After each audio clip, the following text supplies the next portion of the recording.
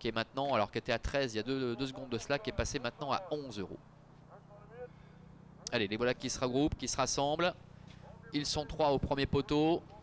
Enzo Ducopy, Histoire Ducopy et la favorite au centre, Ina Fighter. Les voilà qui voltent. Oh, ça va mal pour Anyflame, ça va mal pour Todd CD.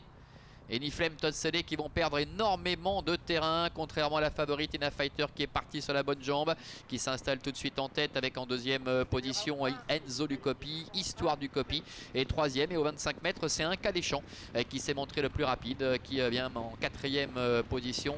Ça va être terminé pour Todd CD, le numéro 1 d'ailleurs, qui vient d'être disqualifié. Peloton assez étiré avec Ina Fighter et Loris Ferro qui ont pris la commande. En deuxième position, Enzo Ducopy. La troisième place pour Histoire Ducopy. Un Caléchamp est un peu plus loin. Et puis les autres qui sont en net retrait, à l'image notamment de Elomis qui voit venir à son extérieur Powerful avec Stefan Sundbauer qui est à mi-peloton mais en net retrait de la favorite Ina Fighter. Alizade Roma est un petit peu plus loin avec également Ina Bamis. Et puis bien que n'ayant pas été disqualifié, c'est terminé pour le numéro 2, Anyflame, qui se retrouve là-bas beaucoup trop loin, qui est hors course. Passage devant les tribunes avec Ina Fighter, la fille de Cliff Dupomereux qui est en tête. En deuxième position, Enzo Ducopy avec une cassure ensuite pour retrouver Histoire Ducopy. Ina Fighter qui fait un petit peu de train, un petit peu de rythme. Un Caléchamp est en quatrième position, beaucoup plus loin. Les autres sont vraiment dans le lointain pour le moment. Est-ce que Ina Fighter va pouvoir tenir ce rythme? Toujours est-il bien qu'elle assure pour l'instant facilement avec en deuxième position Enzo Ducopy qui est dans son dos avec Jean-Claude Garda qui se fait ramener. Histoire Ducopy est plus loin, Caléchamp également, quatrième, suivi encore par Elomis avec à son extérieur Powerful. Powerful qui est suivi comme son ombre par Alizade Roma avec un peu plus loin également Ina Bamis. Début de la ligne opposée, encore environ 1200 mètres à effectuer. La tête et la corde pour Ina Fighter avec Enzo Ducopy qui commence à être réveillé pour tenter de rester à son contact. Beaucoup plus loin, nous avons Histoire Ducopy numéro 11 et puis en très net retrait, des chevaux comme un Caléchamp, comme Powerful, comme Alizade Roma.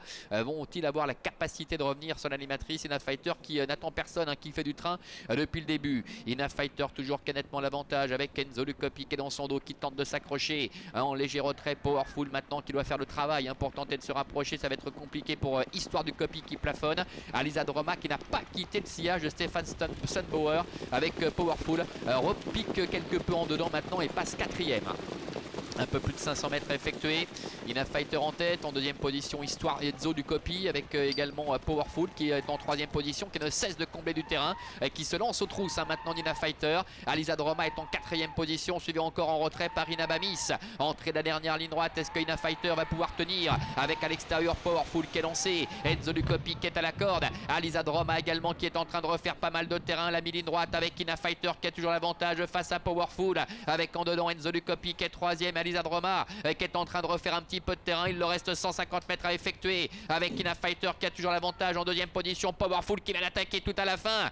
Powerful face à la favorite Ina Fighter. Ina Fighter en dedans face à Powerful alors que Enzo Ducopy est troisième. Au passage du poteau, Powerful qui vient s'imposer finalement au dépend de la favorite Ina Fighter. Enzo Ducopy termine troisième et la quatrième place pour le numéro 3, Alizade Roma.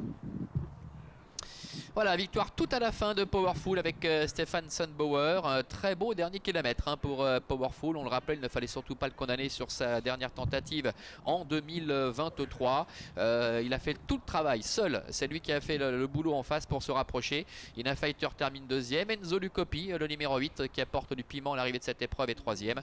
Et la quatrième place pour, en léger retrait, donc l'une des favorites, Alizade Roma, le numéro 3.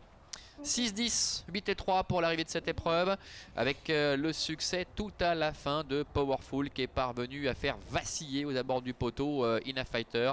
Loris Ferro en tant qu'entraîneur qui n'est pas passé très loin du coup de 3.